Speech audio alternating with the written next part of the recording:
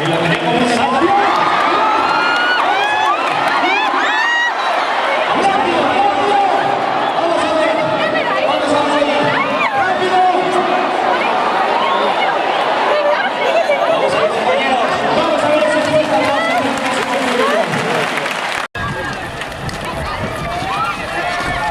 Imagine standing in a crowded arena.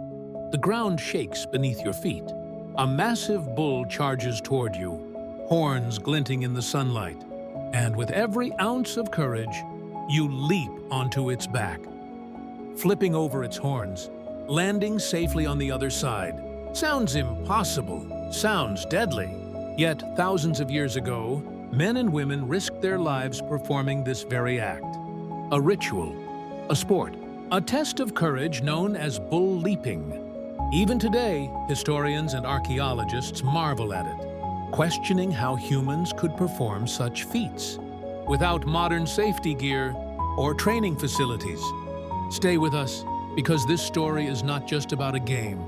It's about bravery, culture, and a civilization that celebrated the impossible. So, what exactly is bull leaping? Bull leaping is not just a game. It's a combination of athleticism, ritual, and performance art. At its core, it involves an acrobat running toward a bull, grabbing its horns and using its momentum to perform a leap, flipping over its back and landing on the other side. It's not about harming the bull. It's about harmony, skill, courage. In many ways, it was a symbolic dance between human strength and the raw power of nature. A ritualized celebration of life, bravery, and devotion. Bull leaping traces its origins to the Minoan civilization. On the island of Crete, around 2000 to 1400 BC, the Minoans, known for their art, architecture, and sophisticated culture, immortalized bull leaping in their famous frescoes, walls painted with vibrant images of acrobats vaulting over bulls. Archaeological evidence, including miniature bull figurines and ceremonial objects, suggests that the practice was more than entertainment. It was deeply religious. Many scholars believe bull leaping was performed during ritual festivals, dedicated to deities like the bull god or for fertility ceremonies, celebrating strength, courage, and cultural pride. It's fascinating, because this sport was as much about society's values as it was about physical skill. Each leap was a statement of fearlessness, of honor, and devotion to tradition. Who were the bull leapers? Surprisingly, it wasn't just men. Ancient frescoes show both men and women participating, dressed in elaborate costumes.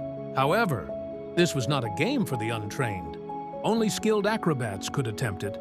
Training likely began in childhood, focusing on strength, balance, and precision. Ordinary citizens, farmers or merchants, could watch, cheer, and celebrate. But the risk was too great for beginners. Bull leaping was a privilege, an honor, and a display of the finest athletic skill of the era. Citreti Idro, bull leaping originated in ancient Crete, primarily in cities like Knossos.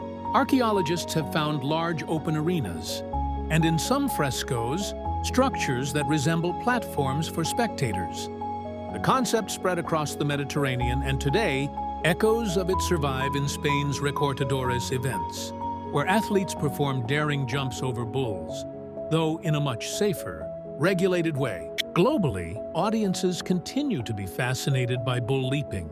In museums, documentaries, and historical reenactments, the allure of human bravery against sheer animal power never fades. The reasons were multi-layered: religious rituals, honoring gods and ensuring fertility; symbolism, representing strength, bravery, and mastery over nature; cultural pride, showing skill in front of the community; festivals, often linked to kings or high-ranking officials, celebrating leadership and prosperity.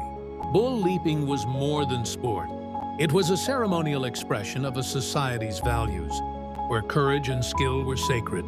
What kind of bulls were used? The Minoans likely selected young, strong, and trained bulls, not fully grown wild bulls.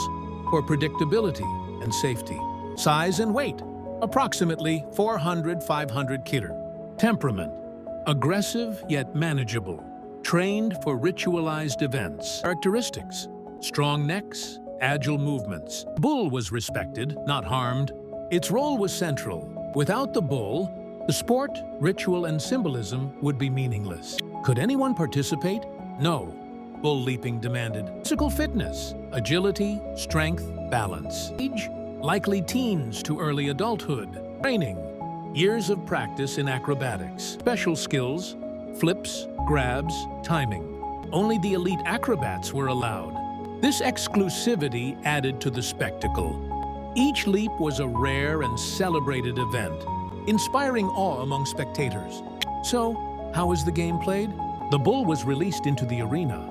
The athlete ran, timing their approach carefully. Grasping the horns, they vaulted over the bull's back, sometimes landing on platforms, sometimes on the ground. Success was measured by grace, control, and a safe landing. Techniques varied: somersaults, flips, or side leaps.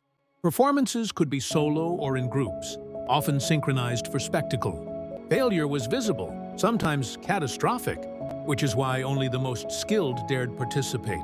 What did winners receive? Honor and respect.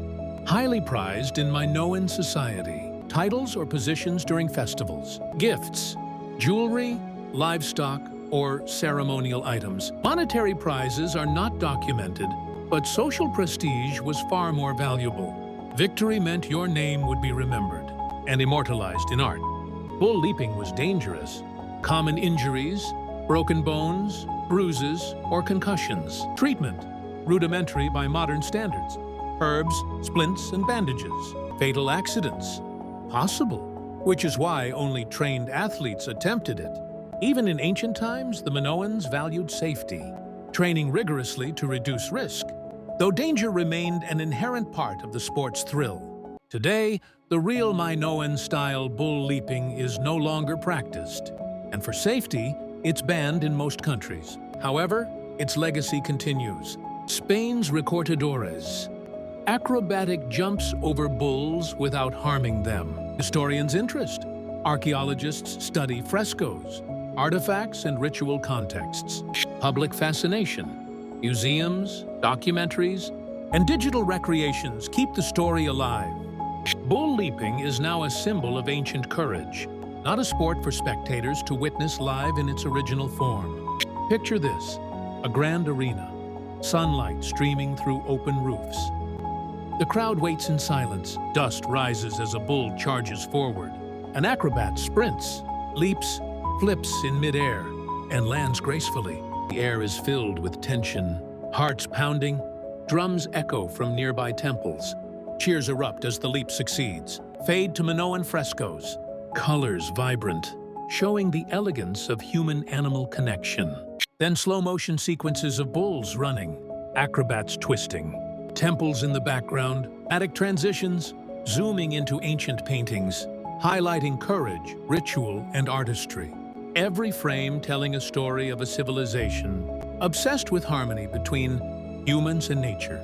Bull leaping was more than a sport. It was a window into the soul of the Minoan civilization, celebrating bravery, skill, and devotion.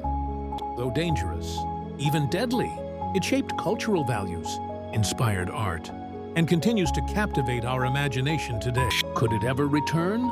Perhaps in spirit, through documentaries, reenactments, and safe acrobatic events, preserving history without risking life. If this story of courage, artistry, and ancient tradition fascinated you, like this video, share your thoughts in the comments, and subscribe for more deep dives into the wonders of our past. Because history has stories that deserve to leap back into life.